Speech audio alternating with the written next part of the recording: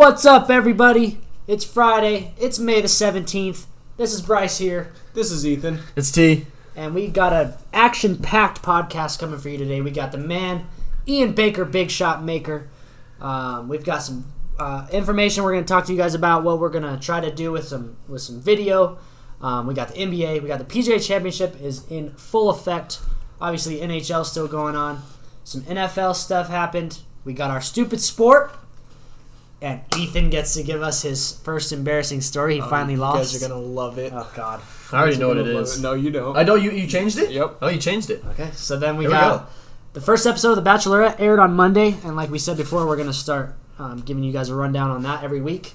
And then we also have, from our guys, the Kids clothing brand, we have our winners that we're going to announce at the end of this podcast. So stay tuned.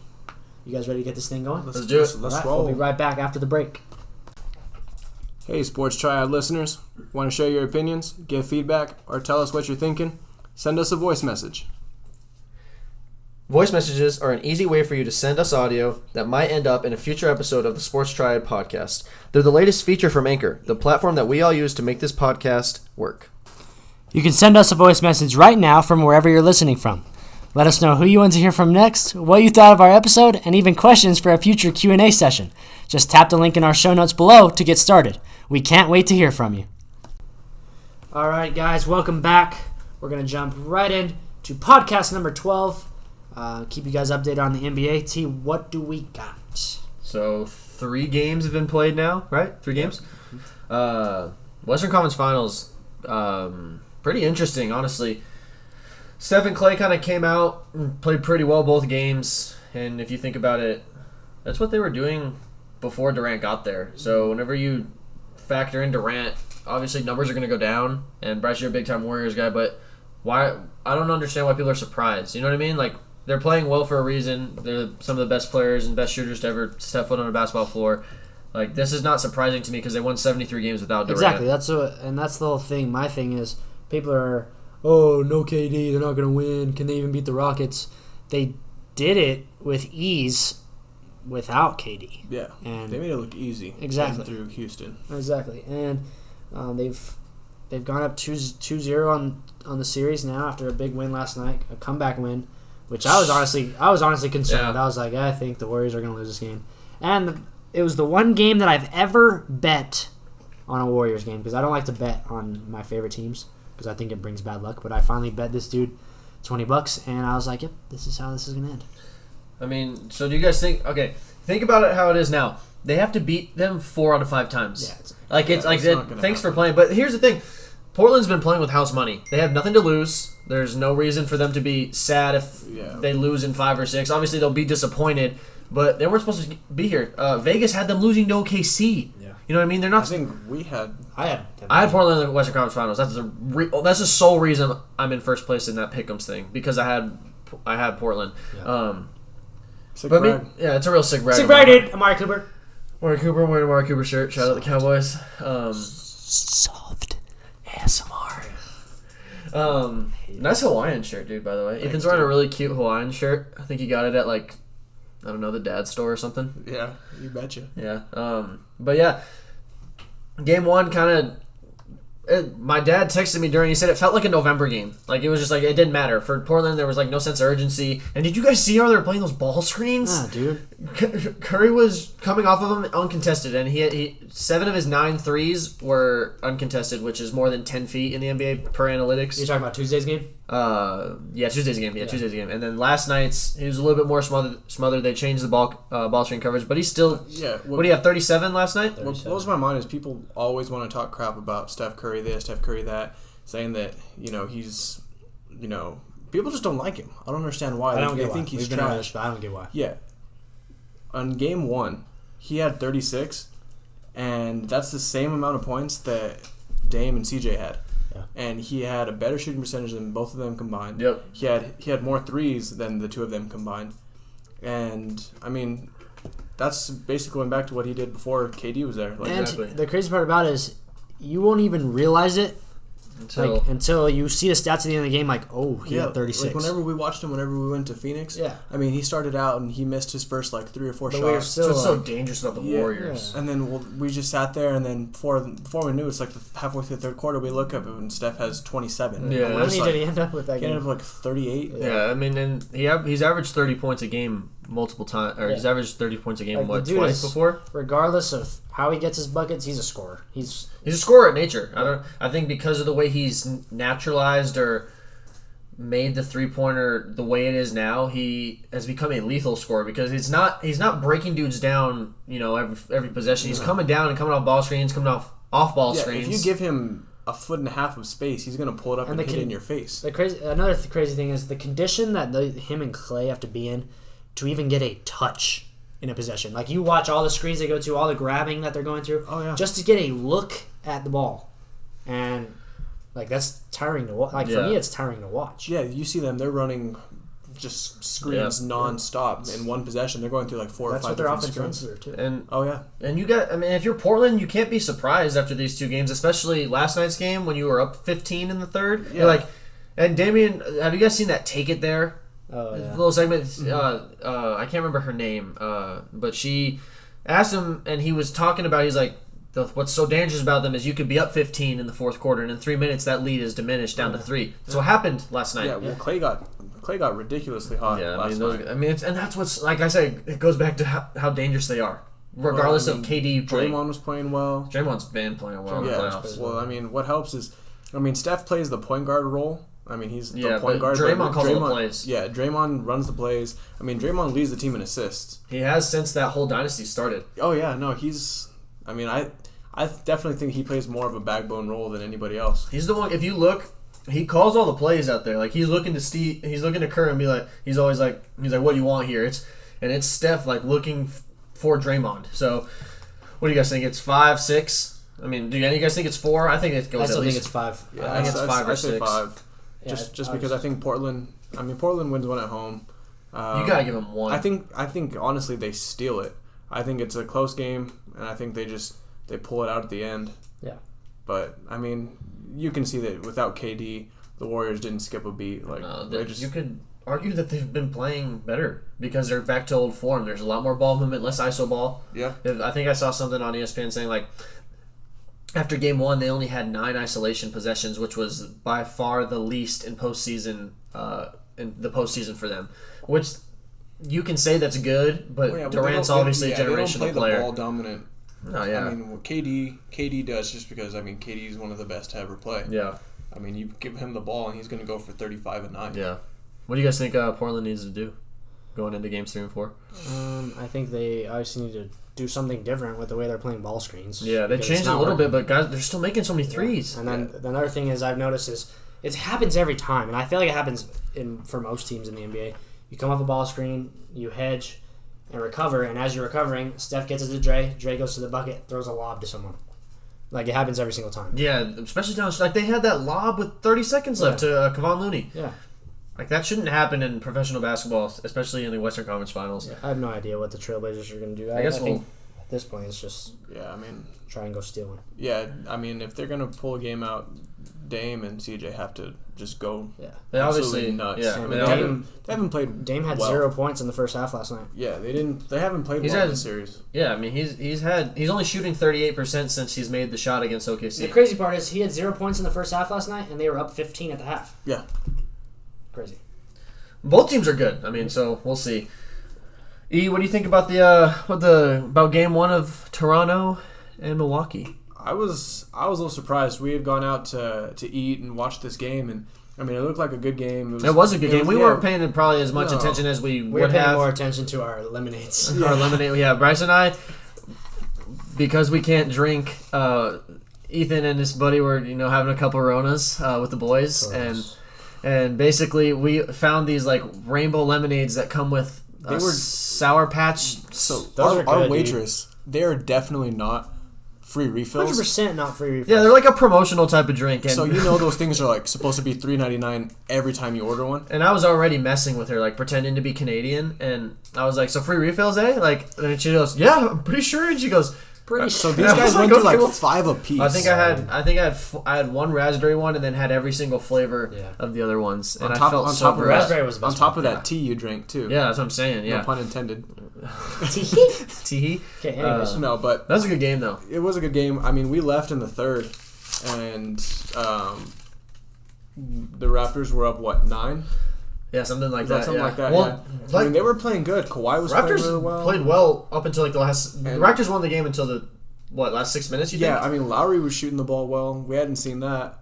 I mean, it was just. I mean, Milwaukee figured it out there in the last 6 minutes of the game, and Giannis didn't play well. No. But that was the Brook Lopez game. 29 points. Dude. I can't remember how many rebounds, but like 4 blocks, and he was contesting all sorts of stuff at the rim. Yeah. Forced Kawhi into. Kawhi only took 3 shots in the fourth quarter, and he only had 2 points.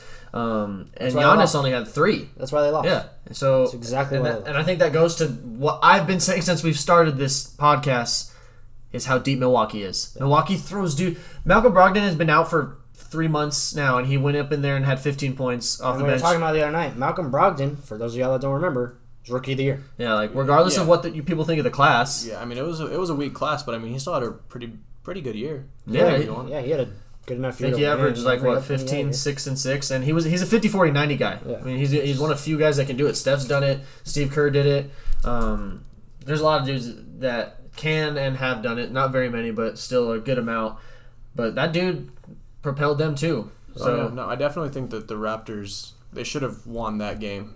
yeah, they gave that one away. Yeah, that game that would have been huge to pull one out in Milwaukee on the road, especially game 1. That kind of sets the tone. Yeah, and then it's a feel-out game. yeah, oh definitely. And then you go home, you got 2 straight at home. I mean, I think right now the Raptors, though, even looking at it, Should going feel- into tonight's game, they're sitting pretty oh to yeah. be able to compete at a high level in Game 1 at Milwaukee. With Giannis not playing well, And which is also scary. Yeah. You're like, well, I definitely shoot. think the Raptors win tonight. Well, the thing was we were expecting a lot of Giannis and Kawhi matchups, And it wasn't. but it wasn't. It There's was a lot of Pascal, a lot of Yeah, a lot of Pascal was on Giannis a lot, and that was the matchup we saw a lot more. Gene Pascal's dunk based on on Brook Lopez. Right? Was it Lopez or It Mirotic? got tough. It was I don't remember. number 5 on ESPN's top The plays. dude is unreal, basically. And That's then just so. that pull up. There it is. That one scared me today. What is it? All right, guys. Is this one good for the boys? What do you call a man with no arms or legs in the middle of the ocean? Bob. Nailed it. What? Bob, dude. You got it. He's just bobbing. You knew that? Yeah, for that one. I was gonna say potato. That's what I first thought. So it's like, what, 14-7 now? Yeah. We're halfway there. We've let you do 21 jokes. That's a lot. You betcha. Freaking Bob. All right, so that's. Wait, hold up. Before I knew I forgot something. Shout out Cole Blanchard. He Blanchard.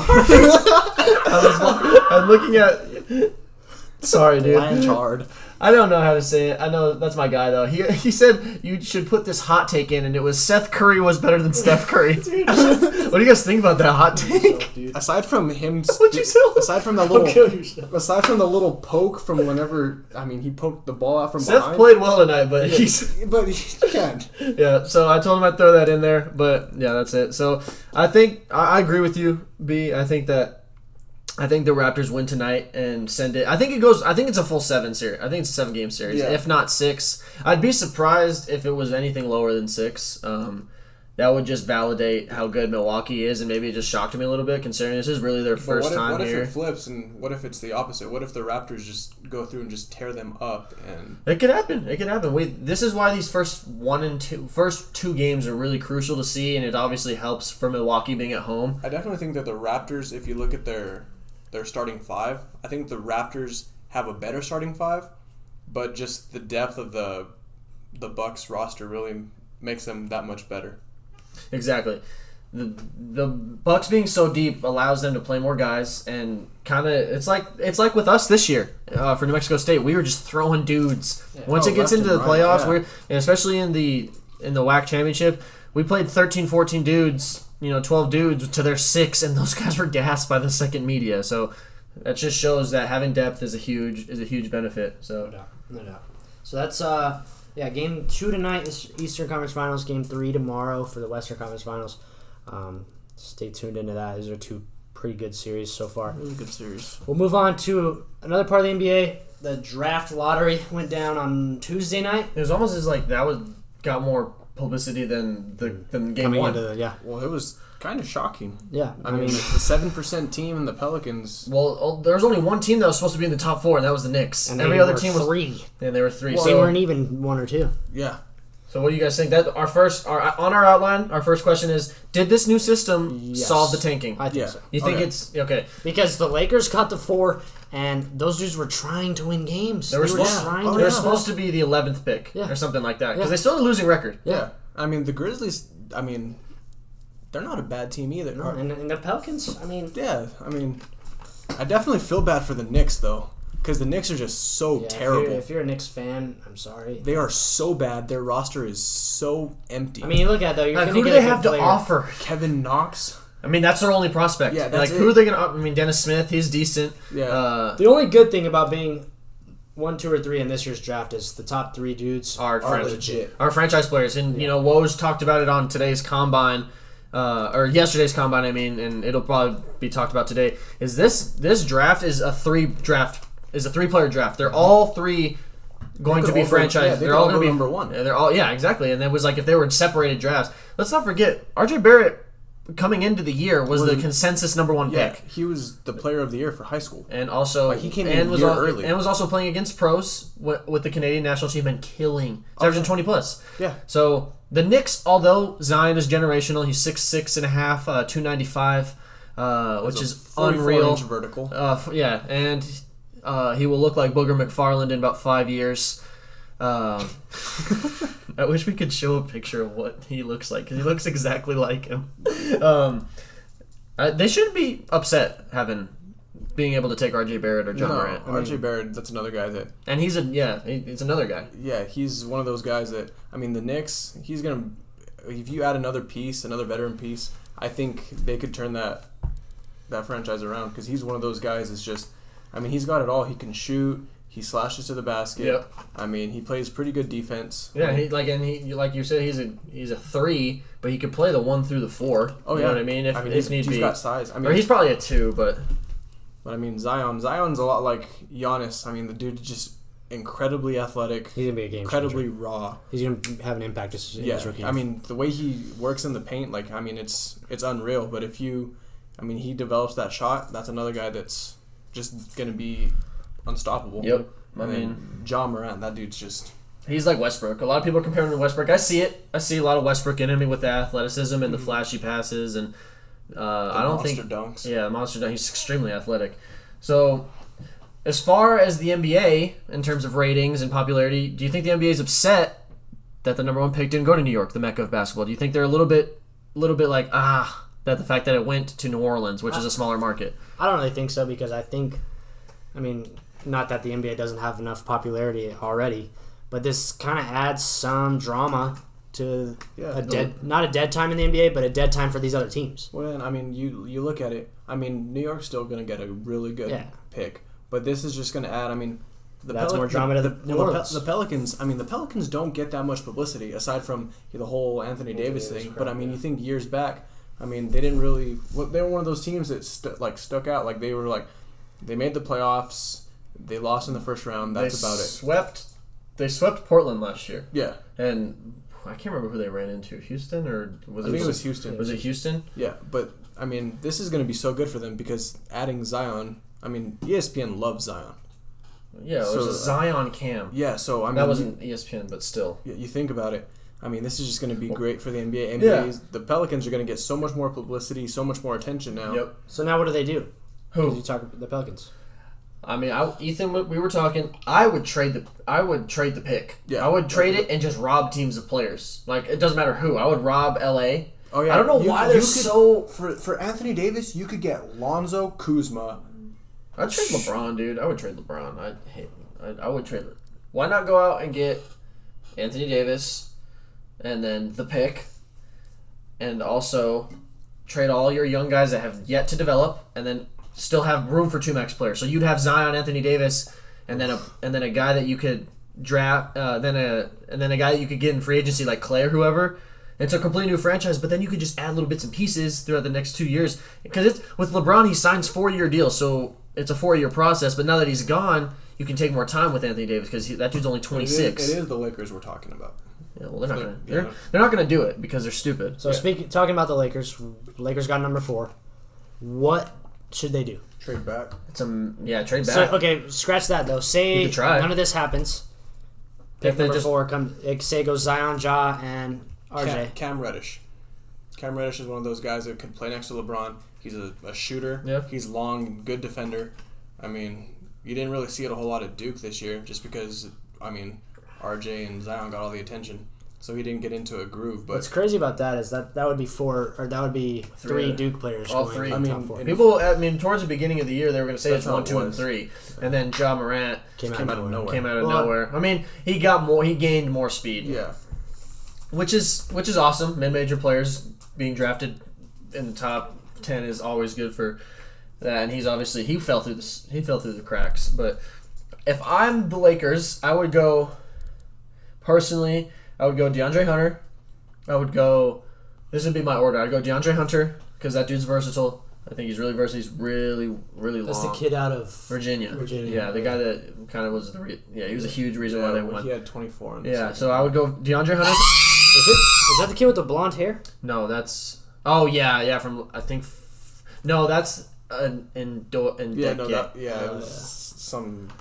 He's had blonde hair before, though. What do you call a Japanese woman with one leg longer than the other? Dude, I don't know. What is up with you in, dismemberment today?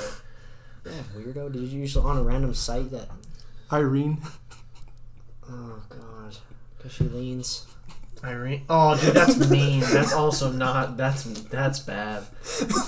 Also stereotypical. Oh, my God. I can't say there else. All right. If I'm the Lakers, I'm going DeAndre Hunter, Cam Reddish, and then Darius Garland. A lot of people don't know who Darius Garland is. Out of Vanderbilt, but he tore his ACL or he had a knee issue. Yeah, that guy shoots from anywhere. Yeah, and he's also...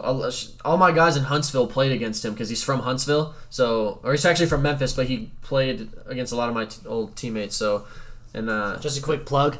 I was looking at some mock drafts. You know what the Warriors are going to get first round? Who? Carson Edwards. It's not bad. They need a backup. Because Sean Livingston can't keep trucking around much longer. And I don't think they're banked on... I don't think they're... That's awful. All right, well, that's all we got. Please knock on some wood. That's all we got for the NBA. We're going to move on to wood right there. To some golf. It's not sturdy wood, though. Sturdy wood. All right. Yeah, Bryce, let's intro our golf session, eh? Gotta love major golf. I literally... I sat there all morning. Yeah, me too. And watched. I actually, like most people say, golf is a napping sport. So I fell asleep. You can fall asleep to the announcers. Yep. Yeah. I fell asleep watching it. It's just the subtle. Yep. Really great putt there. Yeah, great. It's funny because they're not out there announcing. They're being quiet in the boxes. Yeah. Oh, Tiger Woods, another par. Yeah, exactly. But the guy who I think a lot of people slept on coming into this, Brooks Koepka, is in the lead. Had a great day-to-day 7 under, which is unheard of at Bethpage. It's a record, right? Yeah, unheard of at Bethpage Black. This course is so long. But I think it fits Brooks Koepka as he's one of the longest drivers in the league. Is it called the league? Association? But you got... The tour? The tour that you got in. Danny leads in second at 6. I don't know who that is. Where's Shooter McGavin? That Asian dude. Shooter McGavin, he's probably tied for 159. Well, that means Happy Gilmore's up there too. Yeah. A. Filbert shot a 14 over today. Oh yes, color wheel. Hucknall shot 12 over. Schmid also shot an 11 over. Schmid. But so let's talk about some big names. It's kind of hard to talk about what happens after the first round. Not much really went down today other than Brooks Koepka. I think you got Rookie at 1 under, you got DJ at 1 under, you got Spieth at 1 under, you got Jason Day at 1 under. Who else? We'll know more after today. Yeah, definitely know more. Tiger was at 2 over. Yeah, and that's the big one everyone keeping an eye on is Tiger, obviously coming off a monumental Masters win. And he's sick now, I guess? Yeah, he was sick. That's what they said. He was sick yesterday. And then the weather's not going to help No. because it's about to get rainy and windy today. So we'll keep an eye on the weather there, and we'll talk more about this on Monday's pod. But, we're looking at – I mean, I love major golf. I could watch any weekend of golf, but major golf is so much more fun to watch. It just feels like even watching it. There's so much more at stake. Yeah. But yeah, we'll definitely keep you all updated on Monday. We'll move into the stupid sport. What is the stupid sport? Yeah. Bryce? Well, So Tennessee actually sent it to me, and I've seen this before. I've never seen it where they're sitting like they are, but it's basically two dudes sit in front of each other. like on like a big table, like a Yeah, counter. They hold hands like they're gonna arm wrestle, but they're not. That is the last thing they're gonna do. These dudes are huge. These guys are massive. Like they definitely lift for this. Yeah, like they train for slapping each other in the face. What do as you hard guys as want they to can. call it? Like extreme slapping? Ethan wants to call it. I don't want to call it that. I know. Extreme slapping? Extreme slapping. Okay, so these dudes hold each other's hands. Say they grab each other's left hands like they're gonna arm wrestle.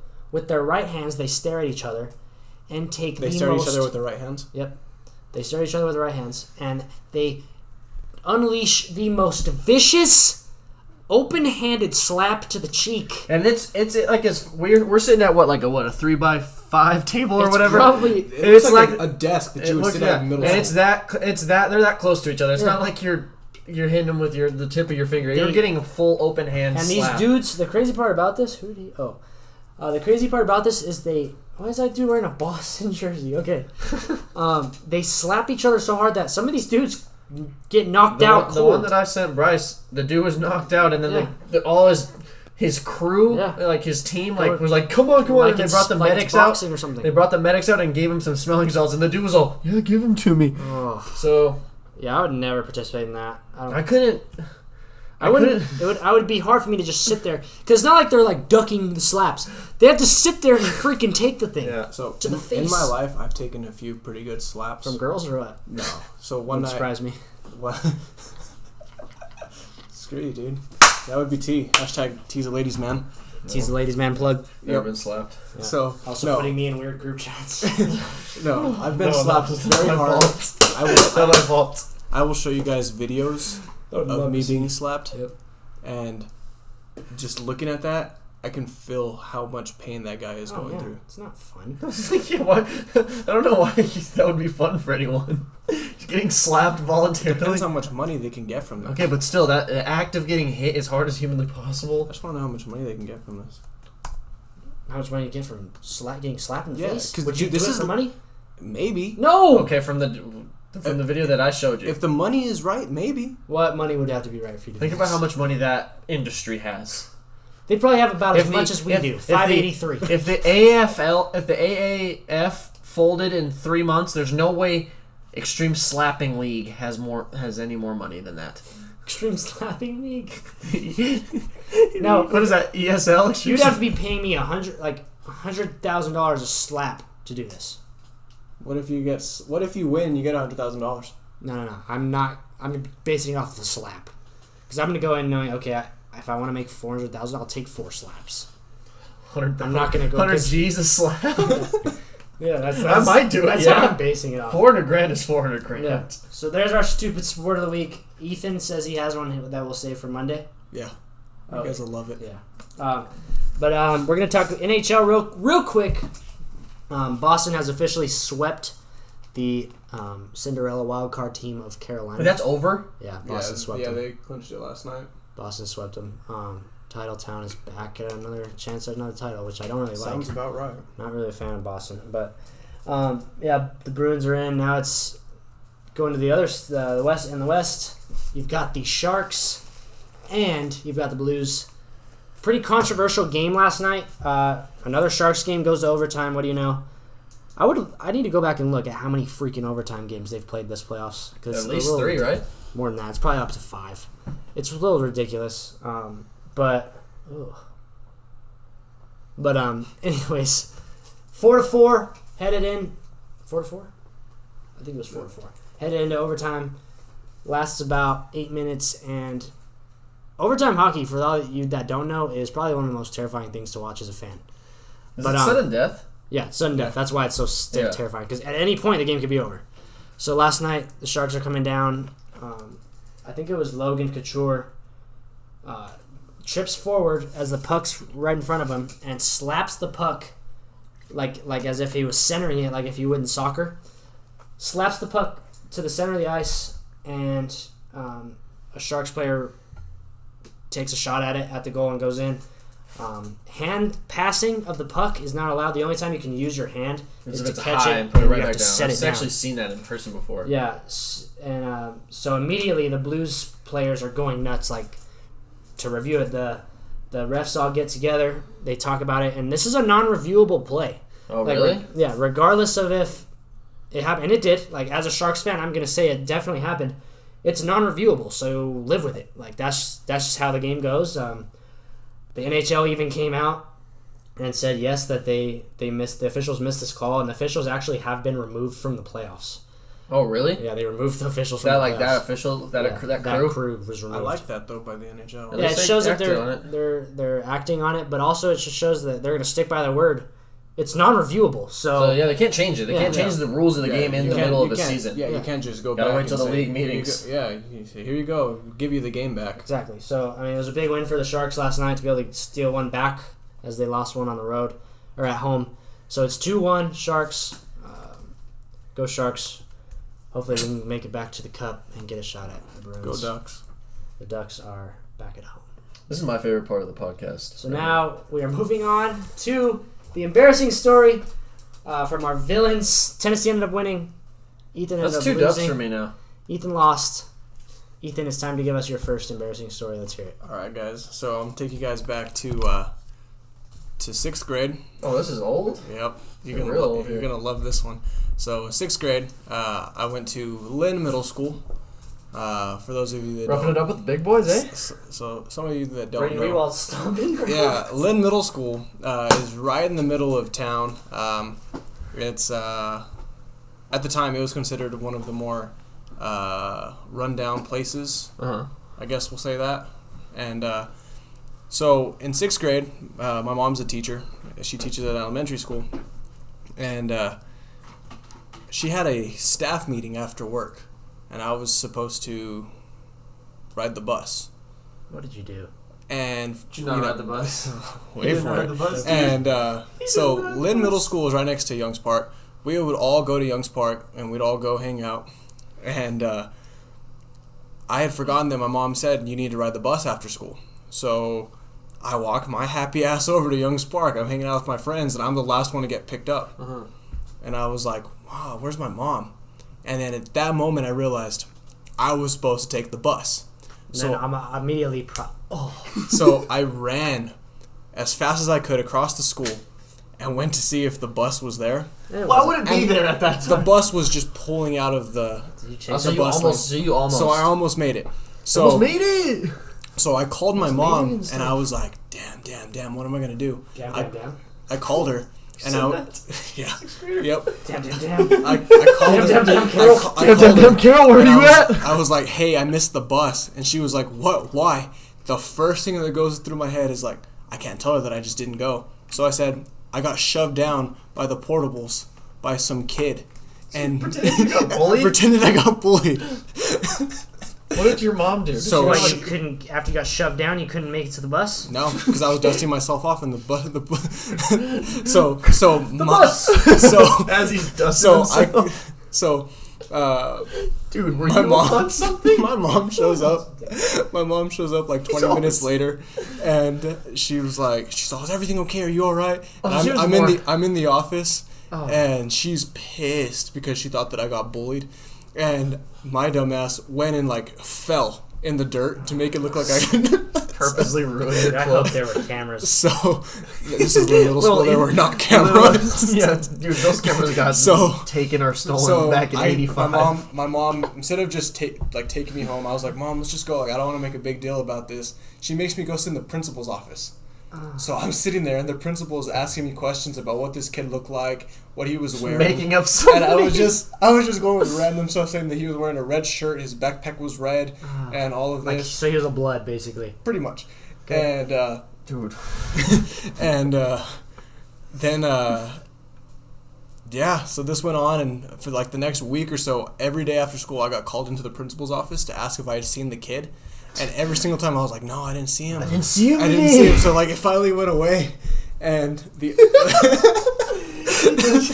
every day at 3:30, they're like, no. "Did you see him?" Yeah, no. You Like, should have said yeah. at 3:30. Yeah, he's outside right now. At 3:30 they would She say. said it was Gabe.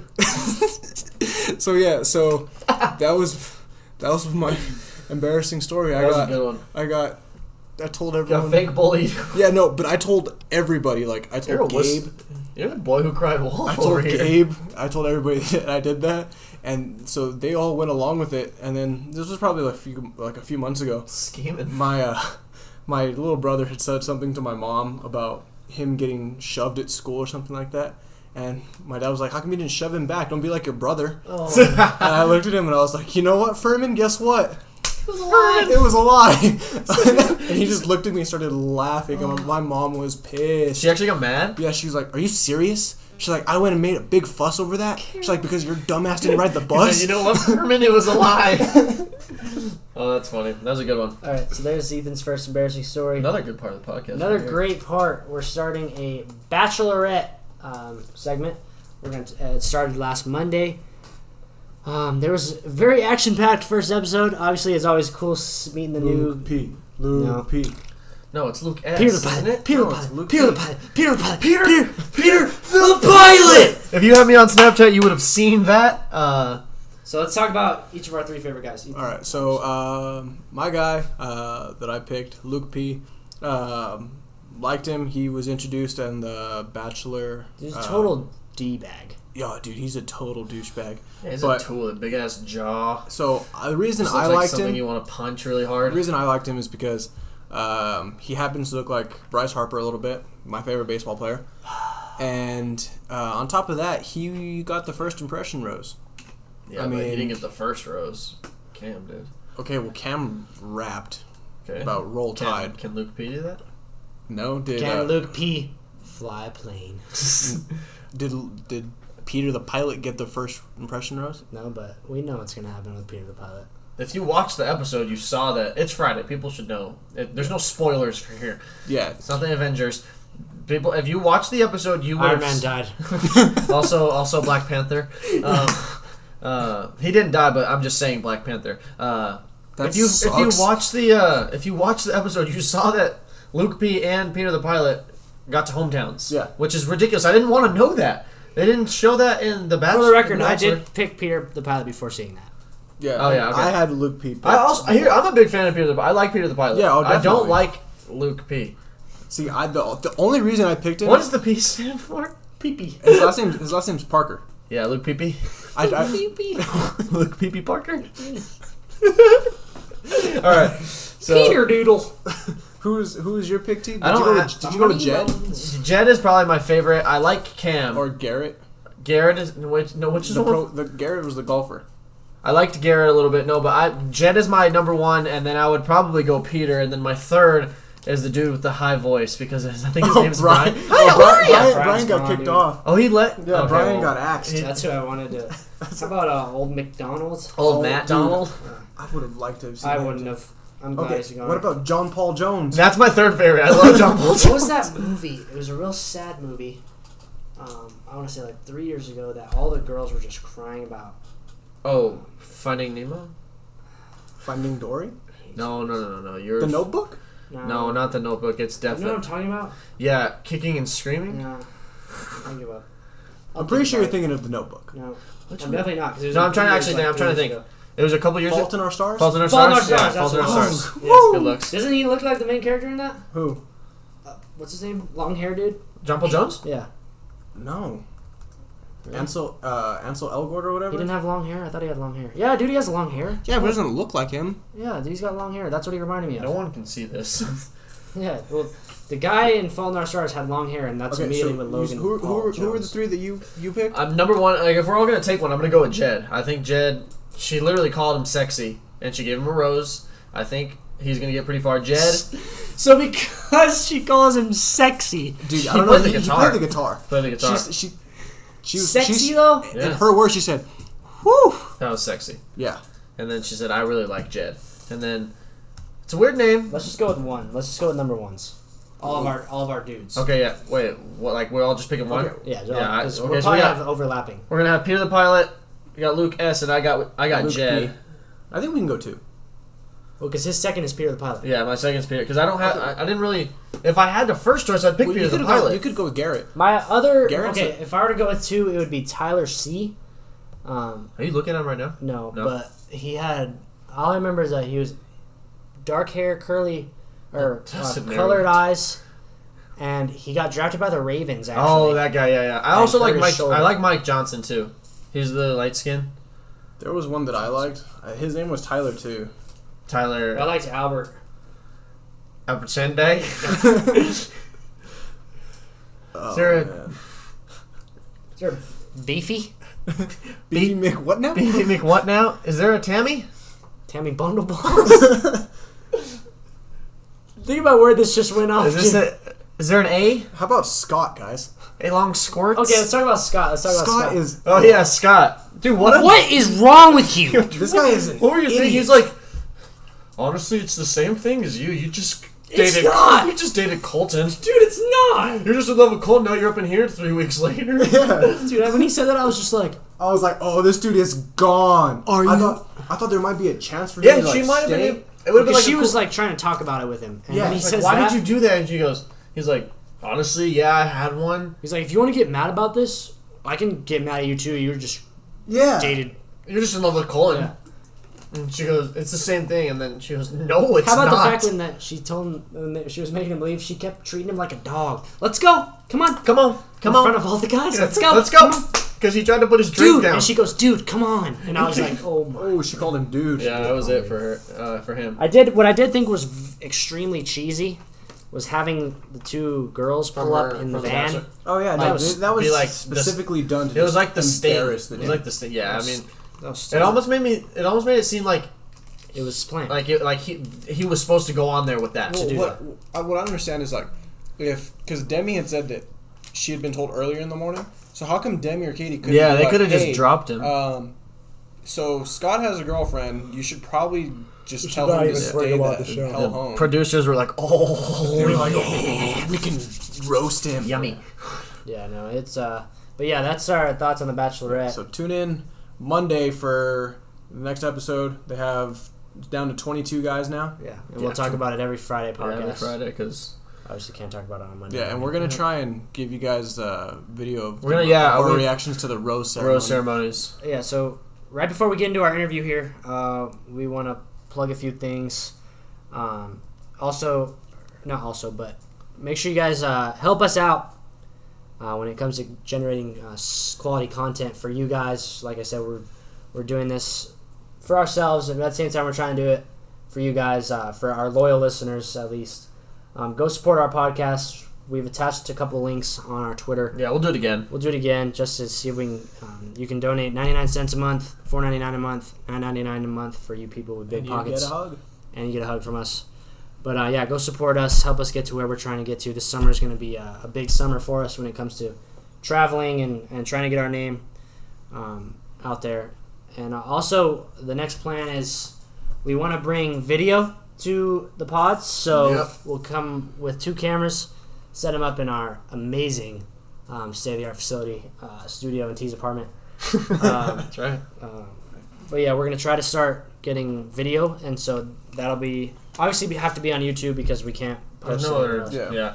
But yeah, YouTube. So if you guys want to see what's actually going on, like what we're talking about with kind of the expressions setup, and stuff, yeah. And if you just want to see our faces. Yeah. Yeah, there's some people that probably have. There might be a few listeners they out have there no who idea what probably we look don't. No, I mean, from Twitter, maybe they found our profiles. But Yeah. if you want to see us interact with each other, If you want to see what we look like, Ethan basically looks like Shrek. yeah, And Bryce basically looks like Dory. Yeah. yeah. Also, I'm a girl, so like, well, if you see me, I will look like a girl. Yeah. Well, because I am one. So he don't is. assume my gender. Yeah, it's 2019. Come on, guys. Yeah. But yeah, so that's our other plan. I'm so excited. Dude, I don't for know if this. anyone's gonna get this far to hearing what we just said. I'm so excited for this interview. So Ian Baker, Big Shot Maker. This was probably this was a very interesting interview. Ian went super in depth on his upbringing. Yeah, all sorts of situations, his college situation, his high school situation. That college situation was weird. How he ended up in New Mexico State. It Yeah. wasn't just like he chose it over Power Fives. They just happened. It happened. Yeah, You gotta he just fell into New Mexico State's lap. Yeah. And it proved to work out. It just shows everything does happen for a reason. Yep. But yeah, here's Ian Baker, big shot maker.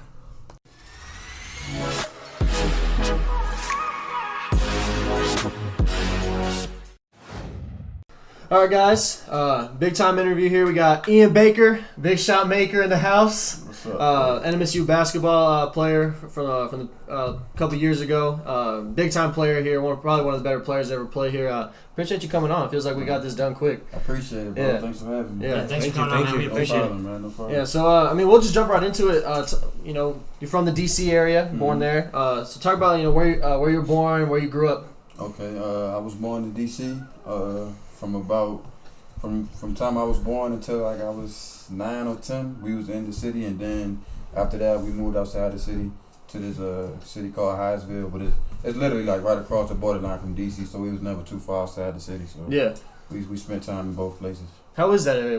How is the DC DMV area? Area? You like it?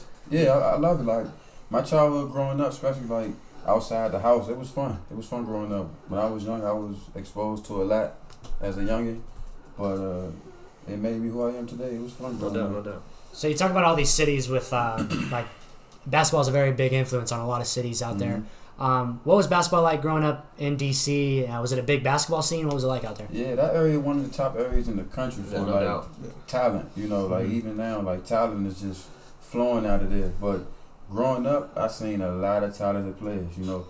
Somebody that we really look up to in that area is Gilbert Arenas. Yeah, yeah. Oh, yeah, he's from He's not from there, but when he was playing with the Wizards, okay, yeah, he's big. he put that area on. So that's one of the. Are there any other names like that we would know that you grew up playing with or against or out there in DC? No, but as far as me playing with, I used to play against like Quinn Cook. Did you play with the Oh, Warriors? yeah. We good friends. Oh, that's dope. But growing up, I watched a lot of dudes like Ty Lawson, Kevin Durant, Yep. Mike Beasley, all them dudes, man. That area just got a lot of talent that came out of there. So when I was younger, I was able to see a lot.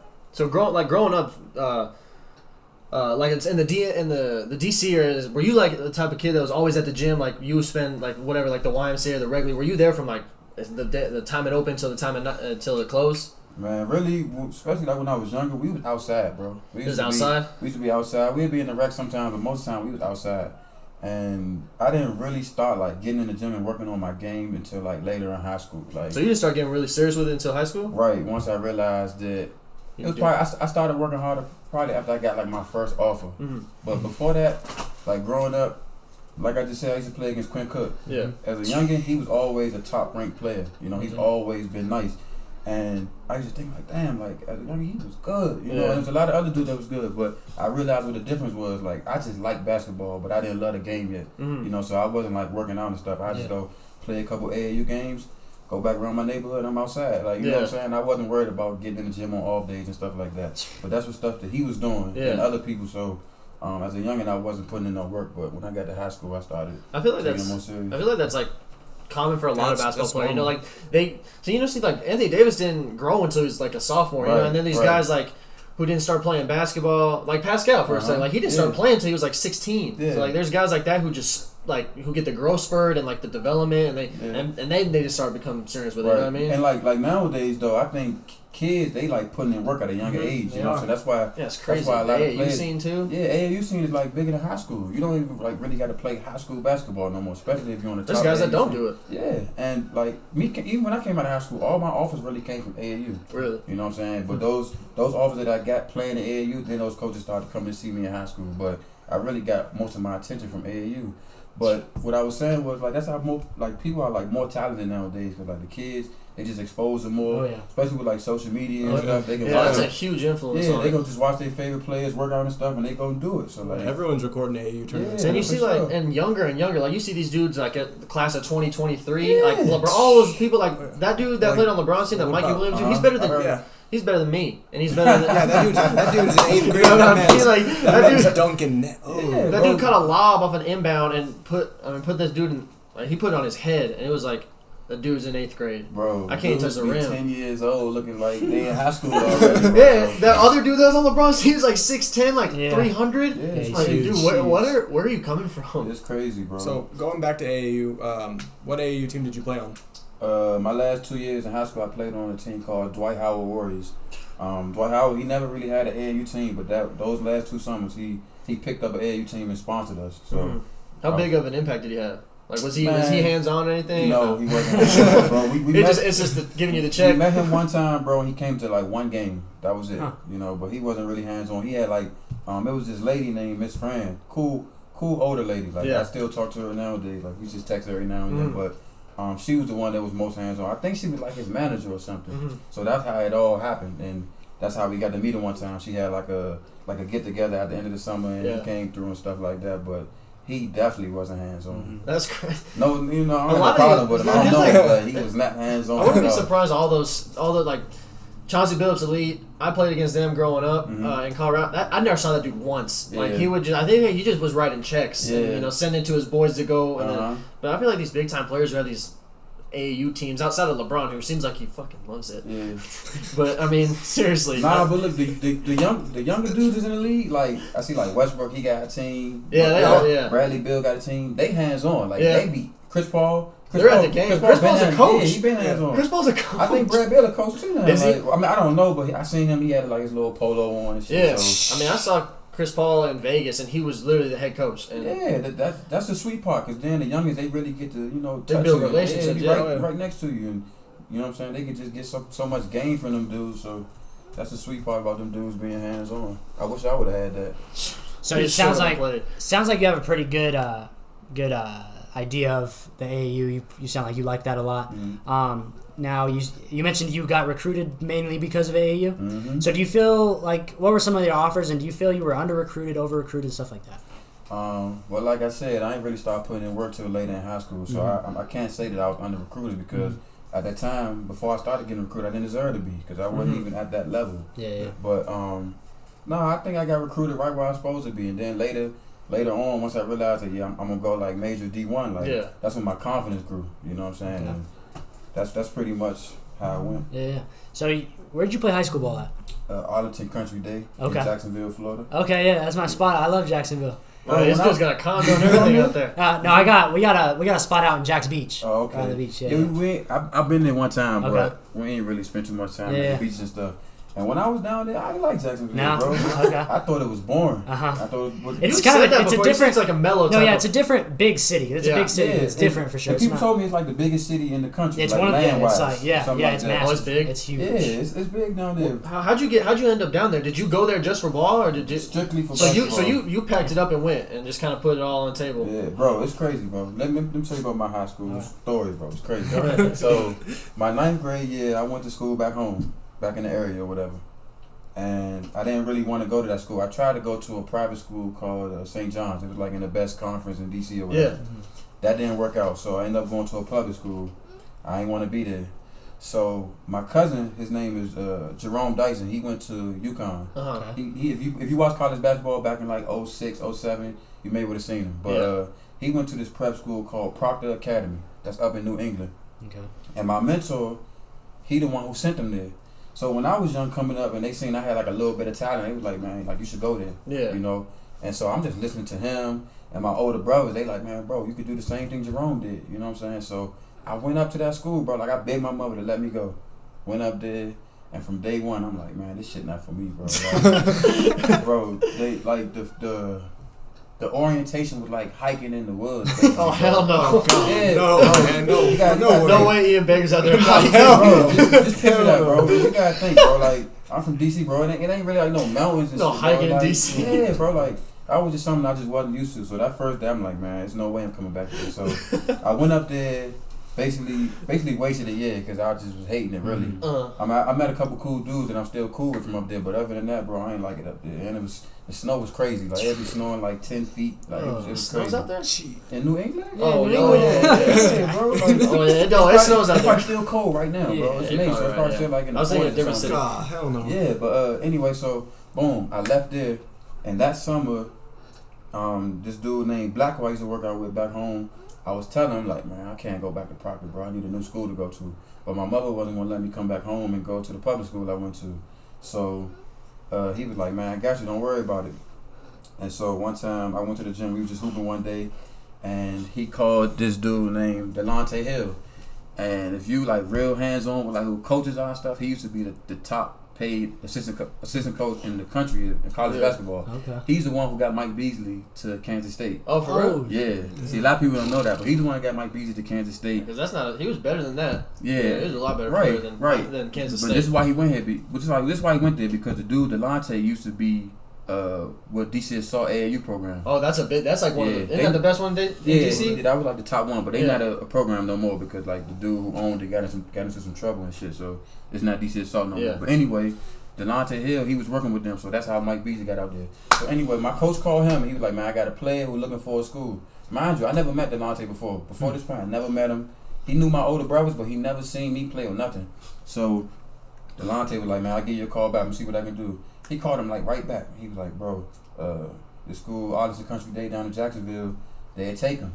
You know, the coach never seen me play or nothing. He just took you. Just took me, bro. But he took Delonte word because the year before I went there, Delonte brung down Rodney Magruder to play. He played against my dad. He's from DC too. Him and my brothers went to school together. He sent him and another kid named Wally Judge down there. Mm-hmm. So he just took his word for players, and so that's how I ended up going down there. And from there, I spent 10th, 11th, and 12th grade. Did you benefit that? Did you benefit from that as well as AAU? Like, did that help you too? Yeah, I'm gonna be honest with you though. It was a bullshit school. Like, the school was terrible, bro. Like, it's like primetime prep. It probably was worse than that, bro. But it's crazy though because it's kindergarten through 12th grade. There's a K through 12. Yeah, yeah, bro. So like, we bullshit K through 12. We seeing little kids, we seeing middle schoolers, like. And if you see the school, bro, it looked like a motel, basically. It looked like they bought out a motel. Because you know how, like, the rooms are basically outside. Yeah. You know what I'm saying? And it's Florida, so it's pretty warm, so that's probably why it's cool with it being like that.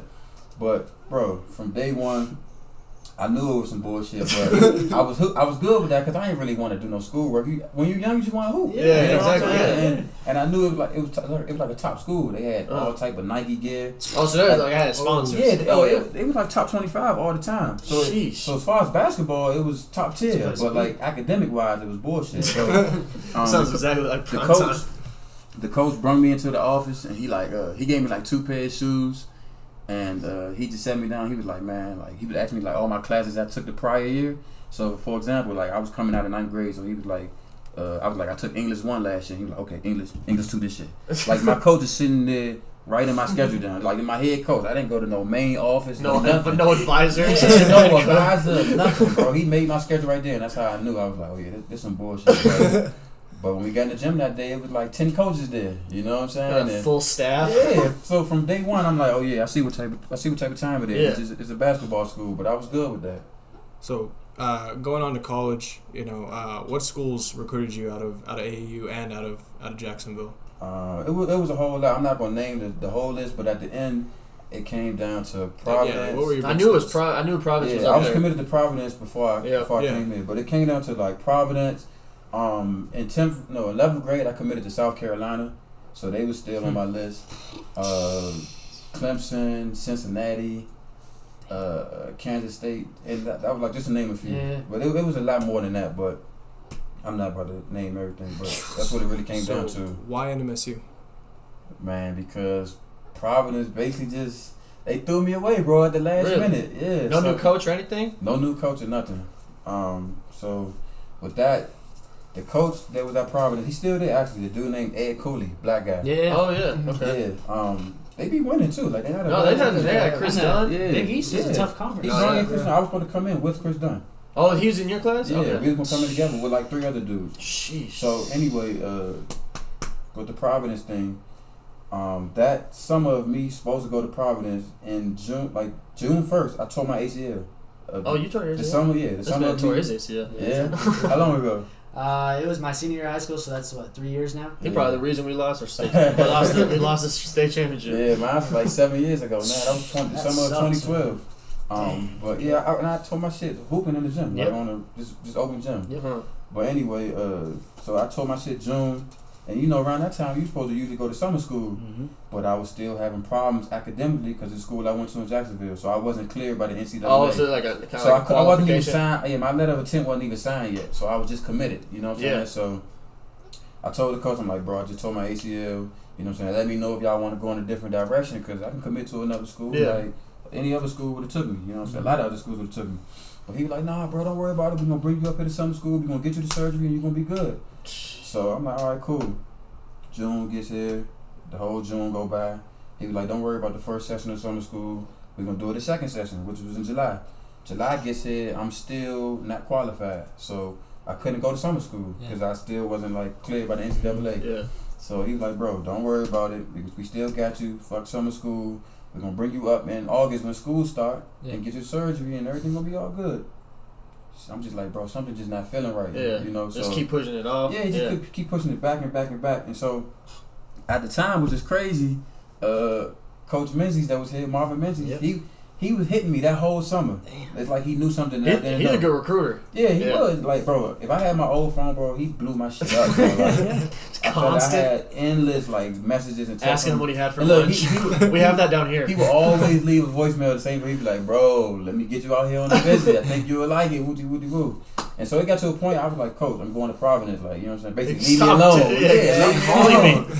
So, so that happened or whatever. And damn, I lost my damn train of thought. What was I saying? We were talking about Providence. Talking How about they threw you away. Oh, okay. So They pushed back. You were in July. They pushed okay, so so August is here. Yeah. And we like mid-August. Y'all know school probably started like August 20th or something like that. Yeah, something like that. Man, that time get here, I'm talking to my mother and she like, bro, like, what's going on? And I'm like, man, I don't know what's going on. So we trying to call the coaches and the head coach basically like, he like, bro, here's the assistant coach number. He's going to be dealing with you now. So that was the first crazy thing that happened. Yeah. And so then my mother hitting them like, hold up, you was the one that was dealing with him all summer. Now you changing up, bro. And then like August 19th got here or something like that. August 20th. I look online, they started school like August 18th. So I'm like, oh, you found out that way. Yeah, so I'm like, oh. You know what I'm saying? So we talking to the coach or whatever, and he like, man, it's not really our fault. Your school never sent up your transcript, so you having problems with You the think they were lying to you? No, they wasn't lying about the transcript because my school didn't have a transcript to provide, bro. You know, the clearinghouse. You were just no classes. Bro, like they meant nothing. Bro, nothing, bro. The clearinghouse want way more than the transcript, bro. They want like real records. They want a daily planner. Like they want attendance. They want to see you was really in school, bro. The only legitimate thing I did was take the ACT. That's it. the only legitimate, I took the ACT and I passed it as far as my GPA. My GPA was bullshit. it was like a 3.5 on paper, but like, it wasn't real. You know what I'm saying? 3.5's good, and then you see they're like, so I ain't had to get one English class. Right. So I didn't have to get a high score in the ACT, but got the score. So I'm excited when I got my ACT scores back, but that shit never happened. So that's how Providence ended up falling through. Like at the end of August, and he was like, "We can't do nothing with you." So boom, like December gets here, and then Marvin Menzies hit me again, and he like, "Bro, what's up?" You know what I'm saying? Like I know what's going on, and like I'm already like in a bad mood, in a bad place, because I'm like, damn, I'm stuck at the crib. Like I'm at home. This is the first semester I'm supposed to be in school. I'm at home on my mother's couch, bro, torn ACL and all. And actually, I ended up getting the surgery at home in September. So boom, I'm still like sitting on like a rehabbing ACL at home, just not doing nothing. You know what I'm saying? My mother, she like looking at me funny. You know what I'm saying? Like, what you about to do? You know what I'm saying? So when Marv hit me, and he was like, bro, we can get you in school next semester. I was like, man, just get my ticket. I'm out here. Like, I don't need to see you no visit, nothing. Just get me out of school. Just that's all I needed, and I was out here. I was out here that January. So that's how it all came about. Yep. That's crazy. Yep. That's crazy. I didn't know nothing about New Mexico State, bro. That's crazy. Nothing. So you actually played for two coaches that were on the same staff. Mm-hmm. What's the difference between Marv and P. Weir? Man, Marv is just like somebody that's just gonna teach you like a lot of life lessons and stuff like that. He like a real father figure. You know what I'm saying? Like he a great dude, bro. Great dude. And P, he just like a basketball genius. Yeah. You know, he like a wizard. You know what I'm saying? All he do is eat, sleep, and drink basketball. You know what I'm saying? Like if you see him like on his computer or something, he probably looking at film or you know what I'm saying, or he might just text you some shit he just seen on TV, like, you know, what you think about this, what you think about that. So that type of dude. he had to be alert with him. Yeah, for sure. But man, I wish I would have had P as a head coach a little bit longer. Just a little bit longer. Yeah, one more. Yeah. So you guys play with our guy Pascal, who's doing big things now. Yeah, for real. Did you see that kind of coming from him when you were here with him, or because I don't think anyone really did? As far as him being a star right now, no. But we seen the potential. Oh yeah, you know what I'm saying? The raw talent. Yeah, he always. You got to think he just started playing when he was like 16, 17. Yeah, because he was playing soccer. Yeah, and that's why his footwork's so good. Yeah, he got that soccer in him. But when Pascal first got here, because he had to go through the whole red shirt thing that most of NMSU players got to go through. Yeah, most of these guys. We got guys now that did that. Right. So when he got here, we used to play open gym and stuff. And at the time, it was like dudes like Remy Berry, Chili in the power. Yep. You're talking to prime Aggie. Oh yeah, right here. because I've been here my entire life. Yeah, so I know you know who these dudes is, bro. Sim? Yeah, I think Sim was here. But Sim didn't really play too much open gym, but even still, like he probably couldn't. he was hurt. He's like, I wish I could. And really, open gym's not for dudes like Sim. Because all he's gonna be doing is running back and forth. He ain't gonna touch the ball. He's not touching that thing, no. Yeah, nah. And his feet. I remember I saw his shoes one time. Like the inside of the shoes, when he would walk, he would touch the floor. He was walking like this. Bro, I put my shoe inside of Sim's shoe. Like it's what size does he wear? Like 20 something? Like a 22 or 23. So like what Shaq wears? Yeah, I had a video on my old phone. I put my shoe in his shoe, and I was like running with his shoes on, bro. Yeah. He was huge, man. Yeah, but bro, them open gym sessions, bro. When I first seen Pascal, I'm like, man, he our best big man. Yeah. You know what I'm saying? Of course, we wasn't saying like league yet because he was, you know what I'm saying, he was just still learning and stuff. But I sat down with Marv one day, and because Marv didn't really watch too much open gym, like he ain't see us play until like. I never saw that, dude. Yeah, like he ain't watch too much open gym, bro, and he ain't really see us play like that until like we got to like our first practice and stuff. And he just sat me down. He was like, man, what everybody looking like, son? I'm telling him, asking. Yeah, like, because he probably want to see if dudes got better and stuff too. So I'm like, yeah, so and so good. But I'm like, hey, Pascal, your best big man. Yeah. And he was like, for real? You know what I'm saying? He didn't see probably it. because Chili in the power way was still there. And I'm like, look, man, it's your best big. And he be like, oh yeah, and then he just blew it off. Yes. And if you paid attention, Pascal ain't start the first probably like 10 games or something like that. Yeah. Probably a little bit longer than that. And then all of a sudden he was going out and getting a double-double. He was starting, you know what I'm saying? Double-double every game. Yeah, close to it, you know what I'm saying? And I'm like, bro, I told you this in the beginning of the season, you know, but you seen the potential. Yeah, you could, especially his sophomore year, whenever like... Oh, the sophomore year, it was over, bro. Yeah. Like, when he had like... He had that whole package down in the post, like, he was he did one move in college, bro, and it was unstoppable. Bro. Like, you gotta think, the way he played now don't even look identical to how he played in college, bro. Yeah. Because in college, he was on the block, and all he did took one dribble, turned over that left shoulder, and it was a bucket. Yep. Yeah. But I think when he had like 20 and 20 against like UTEP or some shit like that, and I'm like, oh yeah, he gone. This our last year playing with him, bro. So, it was crazy because he wasn't even supposed to be a first round pick, but I think he fell into that because a lot of people from Cameroon go to Canada, and Masai knew him prior, the GM, and so he was like, and I think I heard that they didn't think that they could get him with their second round pick, so Toronto's like, screw it, let's just go with him here. And people were surprised about that, but I mean, what's crazy is like if you look at that draft again, he probably goes like top 3. 5. Yeah, top 3. Whose draft was it? That was Brandon Ingram and Ben Simmons. He's probably going lottery, bro. Like, I don't even remember like who we at the top of the draft. I remember that because when my dad was with the Lakers, we were talking about Mitch Kupchak, the former GM, asked what pick or like what we should do with the second pick, and we're like, my dad said Pascal. He was like, well, we're not taking him at 2. Because he was talking about Brandon Ingram. He's like, all right, well, maybe 32.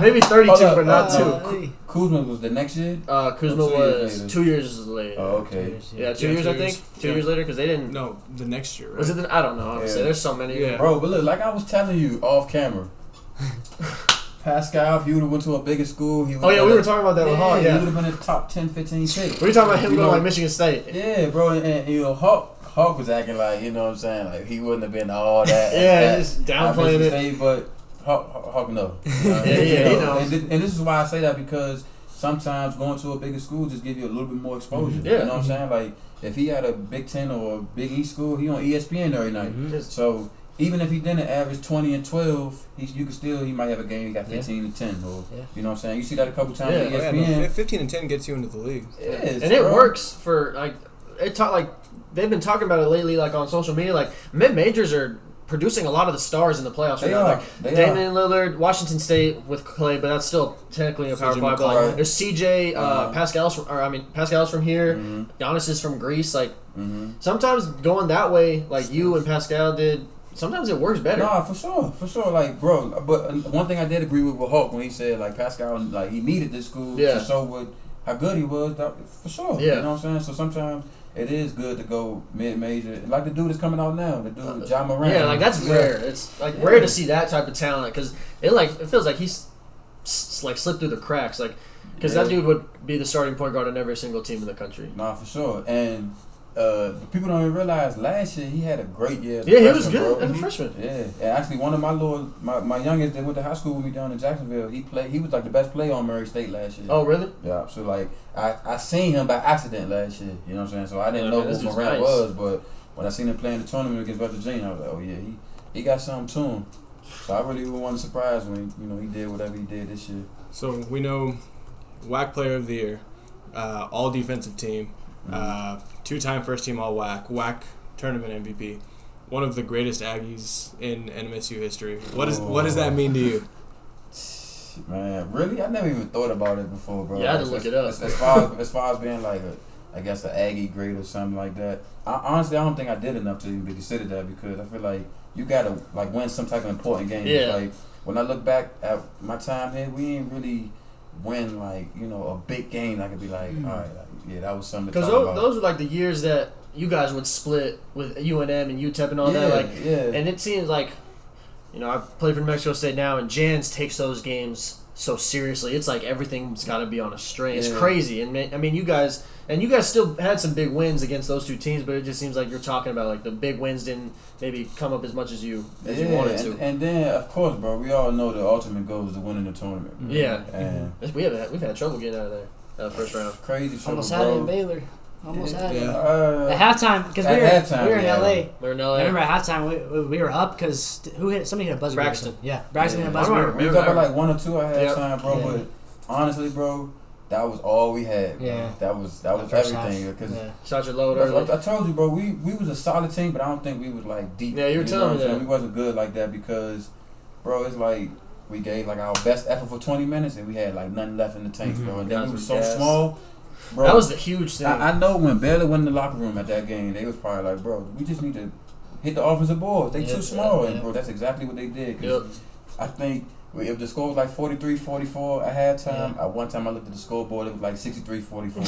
So we didn't score for like the first like 9 minutes of the second half or something. So like they just came out and just crushed us because we was just too small. That was just a matter of Power 5 athletes. That was a tough draw too. Yeah, that's a tough draw because they were also really hot coming in. Yeah, bro, but they was a vulnerable team, though, Yeah, bro. yeah, They was vulnerable. Like, we had just a couple more pieces. We probably could have knocked them off, you know what I'm saying? But, back on that topic of just playing in the tournament, bro, like, when I played against San Diego State as a freshman, I actually played 31 minutes that game, and that was kind of like by accident. But I ended up playing 31 minutes that game, and Were you starter then? no, I wasn't. Who's the starter? It was Daniel Mullins. God, Is that the game that Kevin Ronas hit the buzzer beater? Yeah. Buzzer beater sent to overtime. I'm telling Uh-huh. you. He remembers every game. If you really to break it down. That game was crazy, bro. And like, it was Daniel Mullins, DK Eldridge. Yep. The Remy? No, Remy wasn't playing that year. He got hurt that year. I think Kevin might have started. Kev started. Chili and Sim. Yeah. Okay. Chili and Sim. Yeah, but like DK just wasn't having that good of a game that game. So like, Kinda just fell you know what I'm saying? That's why I ended up playing a lot of minutes, especially like that second half. But I feel like I should have did so much more, but that just go back to me having confidence. You know what I'm saying? Like as a youngin', I ain't really had no confidence. I guess I was just talented enough to be on the court, but like sometimes your confidence gotta take you to that next level, and I ain't really build that until maybe like junior year, maybe. Yeah. Because I feel like that's when your numbers started to increase and kind of inflate. My sophomore year, I had a couple good games though. Yeah. Like I had like some buzzer beaters and stuff like that, but yeah, my confidence is like me, like really being the man. Ain't really get this for like junior year. So you mentioned your buzzer beaters. That's what kind of developed a name that here in Cruces, people still refer to it as Ian Baker, Big Shot Maker. That's an announcer. I remember the way he says it's awesome. But there's one that I specifically remember. It was in Colorado State. That sent it to overtime, where it hit like the front of the rim and like dropped, jumped, like bounced all over the rim. That so was talk crazy. about what it's like to, because obviously not many people do it, to hit a buzzer beater. What's that feeling like? Man, it's like I honestly can't even explain it, to be honest with you, bro. In high school, I hit one buzzer beater, and that was like a half court off the backboard. So that was like some lucky shit, you know. So it wasn't really like all that, but I don't know, bro. Like, I guess it happening in front of more people, it was like a better feeling. Yeah. You know what I'm saying? It just gave you a little bit more confidence. Yeah. Like, damn, like, you know, I can hoop a little bit.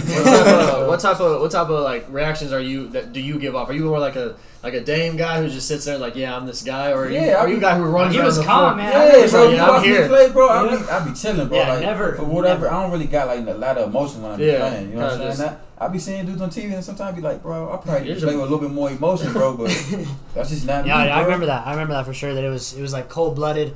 I just be chilling, bro. Yeah. I just be chilling. Yeah, that's crazy. So that's done with the college. Now you're on to the pros. Yeah. You had a rough first year in terms of you had an injury. Things didn't go as well as probably both parties wanted to out in South Bay. Yeah. So talk about that year, and we can talk about confidence. I wouldn't be surprised if you probably lost some a little bit. So talk about that year a little bit. Man, well, really, my problem was that I left college with like a little injury. Well, basically like a little injury in my shin, and I ain't take care of it.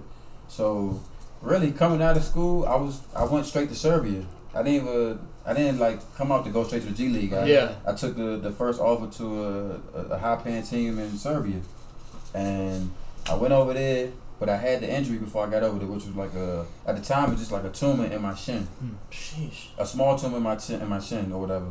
But before I went over there, it actually turned into a stress factor because I never took care of it, so I kept playing on it. Just got worse. Yeah, when you got like a little tumor like on your bone, it makes that area weak. You know what I'm saying? So it just became a stress factor. So when I got over there, we basically just tried to like get over on the team. Like we tried to make it seem like it happened over there. You know what I'm saying? So I went over there, went through a couple practices and stuff. And then I'm like, man, my shit hurt. You know what I'm saying? Like, I was out playing though. Like me and my agent, we planned it that way. We like, man, just be like, you know what I'm saying? It happened over there. So I was like, damn, my shit hurt. You know what I'm saying? So they ended up taking me to the doctor or whatever. They got the X-ray, and they could see like it was a stress fracture right there, but it was like calcium building up in. So they could see it had happened. Yeah, they were like, it's an old injury because it was healing. And before I got over there, I was just chilling. I wasn't doing shit for like 2 months. You know what I'm saying? So even when I went over there, I wasn't working out or nothing. But they was like, yeah, this was healing, and then you must have got back on it too early. So this was like a pre-existing injury. So they basically like, you gotta go. You know what I'm saying? So I left there, and at that time I was like beginning of September, and I knew G League started in October or whatever. So it's crazy because I hit your father. He was like one of the first persons I hit. And because I knew he was connected with the whole organization or whatever, and I was like, man, just, you know, whatever you can do. And his father's the reason why they even knew who I was. And I guess they seen my film and liked what they saw. So when they ended up taking me in their little draft or whatever, and when I got there, I still wasn't healed. Like my shin still wasn't feel healed. it? Yeah, and I just wasn't the same as a player. You know, playing with one leg, really, you just don't got that same confidence. So as far as what you were saying about losing a little bit of confidence, I definitely lost a little bit. Just because it's not like I lost confidence in my talent, but like in my ability, you know what I'm saying? I couldn't move like how I wanted to. Like I never been the fastest dude, the quickest dude, the most athletic. Like you knew you still had it. It was just about being able to. You know, I need 2 legs to do it. Yep. You know what I'm saying? I can't do it on 1 leg. So, you know, just for example, like if I went to the hole or something, I'd be babysitting, so I'd jump off my right leg just to try to, you know, avoid jumping off that left leg to, you know, avoid that little bit of pain that I was feeling. Yeah, so we got so that one's behind you now. You got healthy, I'm assuming. So talk about the second year. You went to Poland. Numbers wise, you played pretty good. Played pretty well. 13-5. Shot 45 from the field, 41 from 3, which is pretty damn good, and then 81 from the line. Talk about the difference from the G League, which is it's a fast paced league. That's big time, and then to going overseas where it's a lot more methodical, a lot of sets, random stuff. So talk about the Polish style of basketball and kind of the difference and what it's like playing overseas. Yeah, I won't even say it's the Polish style. I would say it's the European style. Yeah, the Euro style. I feel like they all play like that, you know. But I haven't been in every league over there, so I can't really say. But the difference is like the spacing on the floor. The G League is really like the junior NBA, you know what I'm saying? There's a lot of dudes that be back and forth from their team down to their G League team. It's a lot of talent, but it's like just more spacing on the floor. Obviously, we all know the 3-point line is further back, and there's defense of 3 seconds in the G League and the NBA, so you can't just camp in the paint. So I would say that's the biggest difference, because in Europe, it's just like college. They can stay in the paint all day long, you know, so it's just like, it's just no spacing on the floor. You know, Yeah. In order for you to have spacing on the floor, you got to have 5 people on the floor that can shoot threes because that gives you the best chance to spread the floor out. If not, like my team had this year, we had 2 big men that really didn't shoot jumpers at all. So we had 2 big men just crowding the paint. Yeah, you were talking about that was one of the reasons that was the problem. And for the people I knew, but tell me the coaches you had. Oh man, I had 3 coaches in one season. And you only put. I don't know how true it is, but on Real GM it said you only played like 34 games or something like that. There's only 30. Yeah, bro. 30 games. 10 bro. games a coach. That's Come on, crazy. bro. The reason why I didn't like it over there is because we played 1 game a week. Yeah, that's some of those leagues do that. Stretched out over 9, It's 10 like months. football. Exactly. That's what I was saying. I'm like, Practices bro, it's like are hard and it's stuff. like NFL, and they be doing 2-a-day practices, bro. Like, Because you can. Like, if you're only playing once a week, you can do that but stuff. you know, that's the European way, bro. Like, luckily, my team, even though we had like 2-a-day practices, the 2-a-days wasn't really tough. It was like the first part would be like shots and weights, and then the practice at night would be like, you know, Get up and down, you know, gotta get taped and stuff like that. But mentally, bro, that shit wears on you. You know what I'm saying? And by the time, bro, even before it was over, bro, I was mentally done, bro. I was ready to leave in January. You know, so especially with us having a bad season, I was just ready to go, bro. But I thugged it out and made it to the end. But still, bro, like. So let's talk about the season you had. What you said you were pretty much done by January. You were mentally done. Hell yeah. What happened? Why was it like that for you? Like with it was just a multitude of everything, bro. How many games y'all win? What we won, 8? So you guys were not. Yeah, you guys were. We was terrible. Bro. We was at the bottom of the league, bro. That last game we had to win because like over there, I think they said like if the last team, if you finish last, you end up going down a league. They kick you out of the league? Yeah, like you dropped. Like I think you dropped and bring someone Yeah, else well, up. that's what they were talking about whenever, what's his name? The Ball brothers were playing overseas. Oh, yeah, The team they were playing on, had they not won, like, they were like 6 of their last 7 games, they were going to go drop down into a worse league that they were going to get their pay cut in half. And you were in Tier 1 Poland, right? Yeah, that's a top league. Yeah, it's a top league, yeah. Poland. That's and there's actually some good players in that league, bro. Yeah. Believe it or not, bro, I came across a couple dudes I didn't even expect to be over there. Yeah. You know what I'm saying? But, bro, that shit just, I would never go back there. Oh, you're not going back? Nah, never. Nah. So, just some stuff, just to pick your brain a little bit. NBA playoffs are going right now. What are you thinking? You've been keeping up with it a little bit? Yeah, I've been keeping up with everything. So who you got coming out of these 2 series? Coming out of the East? Yeah. I'm going to say the Raptors. Okay. I feel like they're a tougher matchup for the Bucks than the Bucks are for them. Mm-hmm. I think Kawhi Leonard could make it hard on Antetokounmpo. So. Especially the way he's been playing. Yeah, and the Raptors keep playing like they've been playing. It's hard for any team in the East to beat them, but I can see them coming out the East. Mm-hmm. And what you think about over on the West Coast? The Warriors, man. If Portland play like how they did today, it's gonna be a sweep. Yeah. But I think the Warriors may get them in like 5 or something like that. Okay. I think Portland at least can get 1. And then you got Toronto and Golden State in the finals. What you got there? Come on, man. It's disrespectful to go against the Warriors, bro. Yeah. Up until one of them leaves? I thought the Rockets had a chance to beat them, Mm-hmm. especially with KD being out, but they just showed like why they're a championship team even without him. So Yep. Okay, I mean, imagine if they had KD tonight. They would have been by 30. Oh, yeah. Even worse than what it would already been. And it was already a blowout. yeah, I think people just forgot like before KD got there, they was nice. You know what I'm saying? They won 72 games. Yeah, they've been nice. So They won 73 games without him. Right, you know what I'm saying? And they did have like I guess somewhat of a different team, but other Yeah, other they had a pieces few and other stuff. guys. But bro, they still a nice team. But they still the best team in the league. So you still gotta go through them. Yeah. Damn. All good out there? So this is coming up. So free agency. Let's talk a little bit about where you think some of the big stars are going to go. So talk about where you think Kyrie's headed and KD. Man, I don't know these dudes personally, so I have no idea, bro. But all you do is hear about talk, on ESPN and stuff. So they talk about him going to New York or just go with New it. Jersey. I mean, going to the Knicks or Brooklyn. So I don't know. I guess I can see him going one of those teams. Like that shit is going on up there in Boston. It don't look like it's a good situation, especially for dudes like Terry Rozier, like with Kyrie being. I'm hoping he leaves. Yeah, I think he's gonna leave too. So I don't know, but the NBA, it surprises all of us, bro. So like, we shouldn't be surprised if Kyrie is back in Boston next year. I mean, we were all shocked when KD signed with the Warriors. Yeah. I was like, what? I woke up to that and I was like, Yeah, it was like almost unbelievable. But as far as his case, like everybody make it seem like this is a done deal. Like, Yeah. I think his agent moved his business to New York. Yeah, or something yeah, like we were that. talking about that. Yeah. Yeah, so I guess he'll be gone to New York, especially if they win this year. He probably feel like, I mean, what else can I accomplish in Golden State? You know, I just need a new challenge. What about Kawhi? You think he's out, or you think I think he should stay in. I think he should Toronto, stay too, bro. I really think he should It's the stay. same thing with KD. If you want to win, stay in Toronto and stay in Golden State. But if you want to go make a way more money and then also kind of have your own team and where you can build something new, go wherever you think is best. Right, but look for Kawhi Leonard. If he leave, I'll be so happy for Pascal because now they gotta invest in Pascal. You know what I'm saying? Now, like, because he's the guy now. Yeah, it's not Kyle Lowry. He gonna really be your guy now. So like, you gotta throw him a crazy bag. You know what I'm saying? So if I'm Pascal, I know he probably like, go ahead, leave. You know what I'm saying? So how do you think the draft will impact any of that?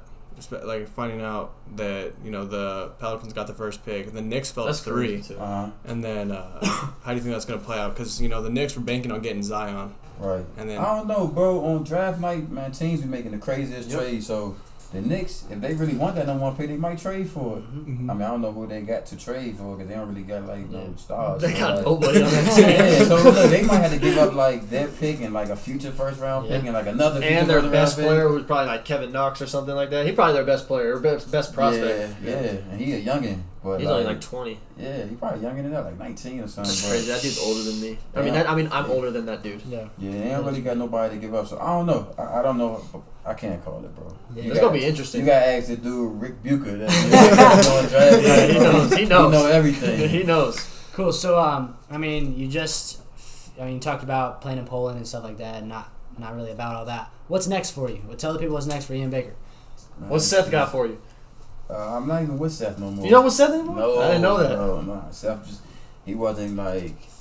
he just wasn't taking that extra step for me. Yeah, He's not a bad dude. He just wasn't really reaching out and doing all he could. But I think my next step is just find the next opportunity for me. I mean, as y'all can see, I really don't want to go back to Europe.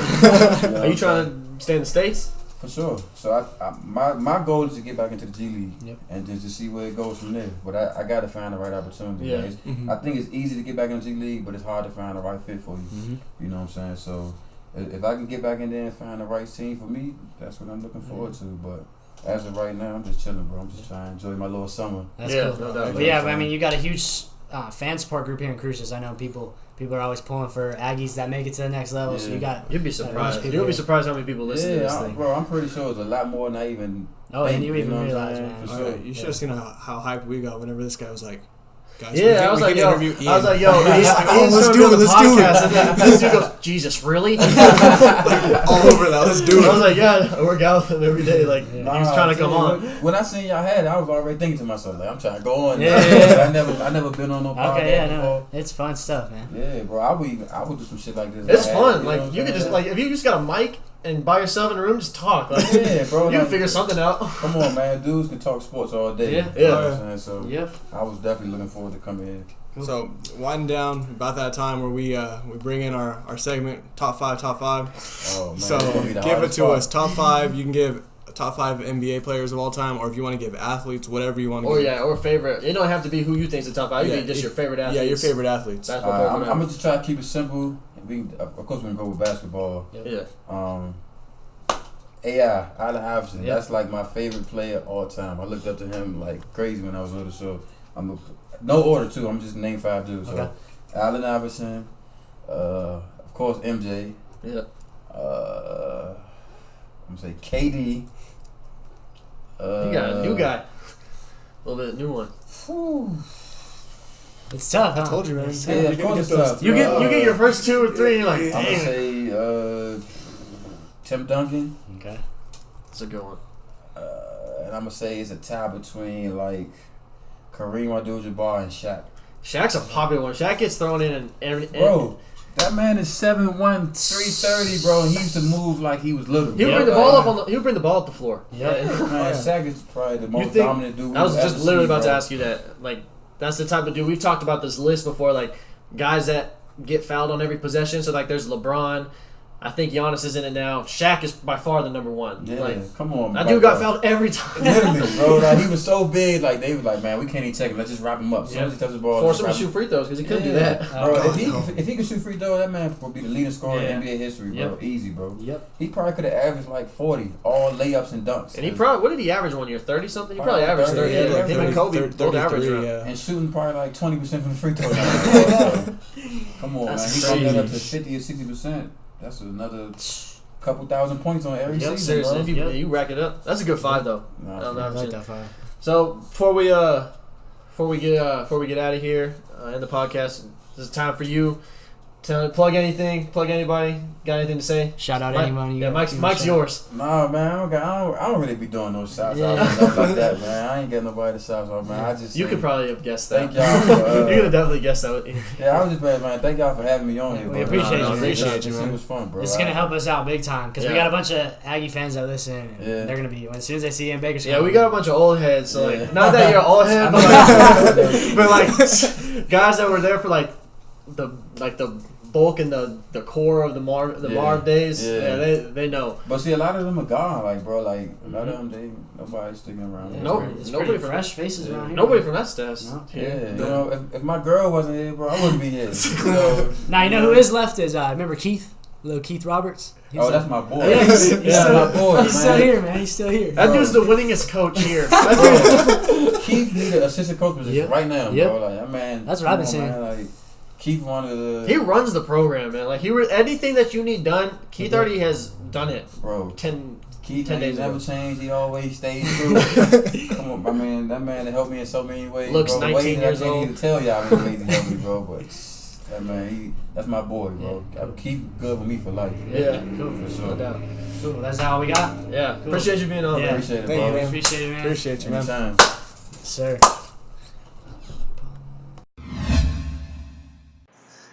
Quick reminder here, this podcast is brought to you by Anchor, which is by far the most efficient way to start your own podcast. Anchor has all the tools you need to start your own podcast, which are easily available straight from your phone or computer. All these tools are free of charge, so go over and get started. Editing your podcast on Anchor is easier than ever, and making your podcast sound great is a breeze. One perk of Anchor is that making money is extremely easy, and there is no minimum listenership. Another thing that's great about Anchor is that it will distribute your podcast to as many platforms as you want to be heard on. If you're interested in starting your own podcast today, make sure you download the Anchor app or head to anchor.fm to get started. All right, that was Ian Baker. Great interview. What'd you guys think? Oh man, it was so cool. Like, I mean, Ian Baker, one of those guys that you watched here at New Mexico State, and just being able to get him here, like, it was kind of surreal. Because I mean, the guy was kind of like a big name here for 4 years. Yeah. Everybody knew him in the city. You followed him. Kind of idolized him in a sense. Yeah, If you were oh, yeah. younger, like when he was playing, we were in high school. So if you saw him, you'd be like, oh wow, that's Ian Baker. Yeah, no, and a funny story. I didn't say it when he was here because I'm still embarrassed about it. But when me and Jesse were watching the game he hit the buzzer beater against Colorado State, I got it on camera, and my high school self was thinking, "There's no way he has footage of this on his own. I'm gonna DM it to him on Instagram." So I DM'd him the video of me about 40 rows up, going crazy after he hits the shot. Said, "Hey man, here's the video of your game winner last night. My name's Bryce. I'm a big fan." Never got a response. Never answered you. And now I was shooting the shiz with him. So. yeah, I mean that dude's awesome. You can kind of tell he's a grinder. A lot easier to talk to than I was expecting. Yeah, Oh, yeah, yeah, he's he- really he cool. He just opened up. We Yeah. had talked a lot about how he was a calm, cool, and collected guy that on the court you never see much emotion, Oh yeah, and you never see him really get super excited when Yeah. anything happens or super down when anything happens. So that's why I was like, I wonder if he's gonna be hard to get words out of. like But kind of break into. But no, he's really cool. Like I said, he's a grinder. He works really hard. I see it every single day. I work out with him, and you see it whenever. He's calm, cool, and collected. Even when we're working out, he'll go missing 2-3 shots in a row, and there's no expression from him. And he's just I don't know. I've learned a lot from him. I appreciate everything that he's done for me, and I appreciate Hawk and Ian and all these guys that I've known personally through basketball getting on the pod because it kind kind of just helps us branch out to more. What I thought was cool was like, I mean, we have like the few questions and like the ideas that we want to talk about on here, but I mean, we would just give him one question. Dude, the thing went for 46 minutes. Yeah, and he would branch off. Yeah, he hit everything that we wanted to talk about. Before we asked. Yeah, before we asked, and like it just made it so easy. Like we could just talk to him. And it didn't feel like an interview. It felt like we would bring something up in the slightest, and he would be like, blah blah blah blah blah. But then also it was crazy when we talk about this, and then it was just cool because it didn't feel like we were going through bullet points. We have a bullet point outline, but it didn't feel like that. It felt like we were literally just talking. Yeah, just talking shop with him without the cameras. Yeah. And he's the cameras. Trying to hide from the cameras. Trying to hide from the cameras. I ain't going outside. Ian today. Baker outside today. Big shot maker. When I say Ian Baker, you say big shot maker. So yeah, that was our guy Ian Baker. Shout out to Ian Baker. Big shot maker. But we're gonna talk about the winners. Yeah, the win. Big shot maker. No. We're gonna save it. We're gonna get into big shot maker. We're gonna get into our guys over there at doing it big at kids. With the dollar sign. We have 2 winners who retweeted and favorited the tweets and liked and commented just liked. Liked on Instagram. Retweeted, liked on Twitter. So the winner from Twitter, our guy, he always a supporter. Big time supporter. Yeah, from day one. I kind of know him a little bit from Centennial, but Kyle Ivey, you are the winner of one of the shirts. And then another one, cheered with my little sister, Natasha. I'm gonna butcher this. Misquez. Yep. Misquez. I thought I feel like it's more. Just feel like it's more Hispanic. I'm just saying Misquez. Like Italian. Misquez way. Italian. Misquez. How are you gonna say that Italian? Like Italian. Misquez. Can you say it Canadian? Okay, let's hear it. Why are we talking about her last name? Misquez, eh? Like for the boys and stuff, like Natasha Misquez. Congrats on getting that shirt and stuff, eh? So we're gonna reach out to y'all. We'll get that to y'all. We'll get it to you guys this week. Get y'all pictures up there. But so that's all we have for podcast number 12. It is Friday. You guys enjoy your weekend. I'm gonna be at the Gus Macker. So we're gonna give you an update on how my amazing team does this weekend on Monday morning. Go and be sure to go look at my my Twitter. Go like my tweet, retweet it. We're trying to get Jose Bautista Joey on Bats. Here. Joey Bats 19 on Twitter. Tag him and the podcast. Let him know that we want him on here.